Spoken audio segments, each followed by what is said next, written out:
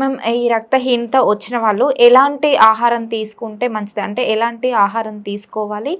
అంటే తొందరగా రికవర్ అవుతారు ఎలాంటి ఆహారం తీసుకుంటే? జనరల్‌గా ఏంటంటే ఇప్పుడు నేను చెప్పినట్టుగా 10-11 గ్రామ్స్ ఉండాల్సిన చోట ఒక 6-7 గ్రామ్స్‌కి వెళ్తే మనం ఫుడ్ ద్వారా రెక్టిఫై చేసుకోవచ్చు. అంటే బియాండ్ 6 గ్రామ్స్‌కి వెళ్తే మాత్రం కంపల్సరీ వీళ్ళు డాక్టర్ అండర్‌లో మెడికేషన్స్ ప్లస్ అవసరమైతే కొన్నిసార్లు వీళ్ళకి ఎప్పుడైనా బాగా తక్కువగా ఉండి ఎక్కువ లక్షణాలు కనుక ఉంటే బ్లడ్ ట్రాన్స్ఫ్యూషన్ కూడా జరిగే సందర్భాలు ఉంటాయి.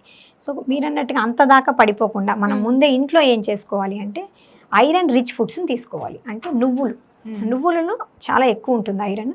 అలానే పల్లీలు, బెల్లం, అంటే పల్లి ఉండ అంటాం ఊళ్ళల్లో, అది చాలా మంచిది. అలానే రాగులు అంటే మిల్లెట్స్ అంటాము, అవి కూడా చాలా మంచివి. అండ్ మనం తీసుకునేటటువంటి వెజిటేబుల్స్ వాటిల్లో కూడా రెడ్ కలర్ వెజిటేబుల్స్ అంటాం, అంటే క్యారెట్, బీట్రూట్, వీటిల్లో ఐరన్ అనేది చాలా పుష్కలంగా ఉంటుంది. అలానే ఖర్జూరము, ఎండు ద్రాక్ష, వీటిల్లో కూడా చాలా ఎక్కువ ఐరన్ ఉంటుంది. అండ్ అంతేకాకుండా ఫ్రూట్స్లోకి వచ్చేసరికి సపోటా, దానిమ్మ, ఈ రెండిట్లో కూడా ఐరన్ చాలా ఎక్కువ ఉంటుంది. సో రెగ్యులర్గా మనం తీసుకుంటే ఫుడ్లో ఇవి రెగ్యులర్ రొటీన్లో కనుక తీసుకుంటే ప్రత్యేకంగా ఐరన్ కోసం తీసుకోవాల్సిన అవసరం లేదు. బాడీని రెగ్యులర్గా వీటిని అబ్జార్బ్ చేసుకుంటుంది.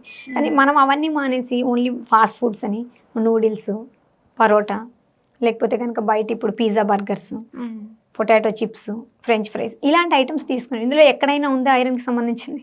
లేదు. సో కాబట్టి మనం పెట్టేటప్పుడే అంటే పిల్లలకి మనం ఇచ్చేటప్పటి నుంచి ఎగ్ ఇలాంటివి బాగా అలవాటు కనుక చేస్తే న్యాచురల్ ఐరన్ రొటీన్గా వాళ్ళకి వచ్చేస్తుంది. అంటే డైలీ ఫ్రూట్స్, డైలీ వెజిటేబుల్స్, మనం తీసుకుంటే ఇంట్లో ఉండే అవైలబుల్ ఉండే ఐటమ్స్ని కనుక రెగ్యులర్ వాళ్ళ డైట్లో కనుక ఇంప్లిమెంట్ చేయగలిగితే ప్రత్యేకంగా మనం దానికి ట్రీట్మెంట్, మెడిసిన్స్ వాడాల్సిన అవసరం ఉండదు. కానీ కొన్ని రకాల డిసీజెస్ ఇప్పుడు నేను చెప్పినట్టు పైల్స్ కానీ లేదా పీరియడ్స్లో హెవీ బ్లీడింగ్ కానీ మెనోరేజియా అంటాం, ఇలాంటి కండిషన్స్లో వచ్చినప్పుడు వీళ్ళు ఎంత డైట్ తీసుకున్నా సరిపోదు. అప్పుడు ఫస్ట్ ఈ ప్రాబ్లమ్ని రెక్టిఫై చేసుకోవాలి. అంటే root cause is more important for any disease. So కాబట్టి రూట్ కాజ్కి ట్రీట్మెంట్ చేయాల్సి ఉంటుంది. బట్ మనకి హోమియోపతిలో ఏంటంటే ఐరన్ మందులు వేసుకుంటే కాన్స్టిపేషన్ వస్తుందని చాలామంది అనుకుంటారు. బట్ హోమియోలో అలా సైడ్ ఎఫెక్ట్స్ ఉండవు. మనం ఇచ్చేటటువంటి మెడిసిన్స్ అన్ని హెర్బల్ బేస్డ్ ఉంటాయి. అండ్ ప్రతి రక్తహీనత ఉన్న వాళ్ళకి ఒకే కారణంతో రక్తహీనత ఉండదు కాబట్టి ఇండివిజువలైజ్డ్ ట్రీట్మెంట్ అనేది హోమియోపతిలో అవైలబుల్ ఉంటుంది. Okay ma'am.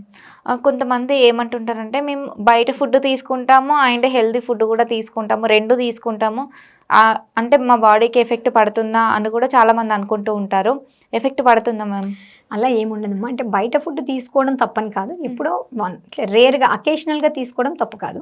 కానీ రెగ్యులర్గా అవే తీసుకుంటే ఉంటే అక్కడ రోస్టెడ్ అంటే వాడిన ఆయిలే రిపీటెడ్గా వాడుతూ ఉండడం వల్ల మనకి బ్యాడ్ కొలెస్ట్రాల్ అనేది ఎక్కువగా వస్తుంది.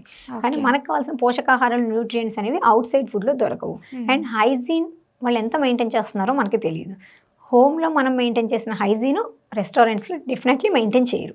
సో కాబట్టి మీరు ఎప్పుడూ అకేషనల్గా బయట తిన్నా రెగ్యులర్గా మన డ్రై ఫ్రూట్స్, వెజిటేబుల్స్, సలాడ్స్, ఇవి కనుక మన రొటీన్ ఫుడ్లో అంటే గ్రీన్ లీఫీ వెజిటేబుల్స్, తోటకూర, గోంగూర, ఇలాంటివి రొటీన్ ఫుడ్లో కనుక తీసుకుంటే ఎప్పుడో ఒకసారి అకేషనల్ తీసుకోవడం వల్ల వచ్చే ప్రాబ్లం ఉండదు. కానీ రొటీన్గా అవుట్ సైడే తీసుకొని ఫాస్ట్ ఫుడ్కి అలవాటు పడి ఈ ఇంటి ఫుడ్ అసలు మానేశారనుకోండి, డెఫినెట్లీ పోషకాహార లోపం అనేది కామన్గా ఉంటుంది. Okay ma'am.